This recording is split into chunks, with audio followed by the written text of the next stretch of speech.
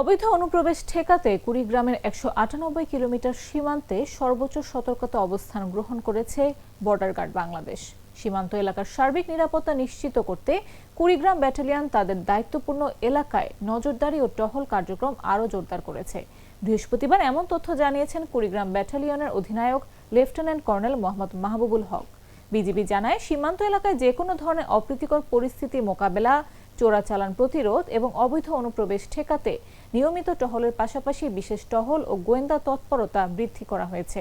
ব্যাটালিয়নের অধীন প্রতিটি বিওপি থেকে দিনরাত ২৪ ঘন্টা নিরবিচ্ছিন্নভাবে সীমান্তে টহল পরিচালনা করা হচ্ছে। এছাড়াও সীমান্তবর্তী গুরুত্বপূর্ণ পয়েন্টগুলোতে বাড়তি নজরদারি বসানো হয়েছে বলে জানিয়েছে বিজিবি। যে কোনো ধরনের সন্দেহজনক গতিবিধি কঠোরভাবে পর্যবেক্ষণ করা হচ্ছে এবং পরিস্থিতি মোকাবেলায় সদস্যদের সর্বোচ্চ প্রস্তুত রাখা হয়েছে। কুড়িগ্রাম ব্যাটালিয়নের অধিনায়ক লেফটেন্যান্ট কর্নেল মোহাম্মদ মাহবুবুল হক বলেন, দেশের সার্বভৌমত্ব রক্ষা, সীমান্ত চোরাচালান বন্ধ এবং অবৈধ অনুপ্রবেশ দমনে বিজিবি জিরো টলারেন্স নীতি বাস্তবায়নে দৃঢ় প্রতিজ্ঞ। সীমান্তে শান্তি ও নিরাপত্তা বজায় রাখতে বিজিবির তৎপরতা অব্যাহত থাকবে। সব সমস্যার সমাধান হবে এই সস্তা কেবল বদলে বিজলি কেবলস লাগালে। বিজলি কেবল, নিরাপদ আজীবন।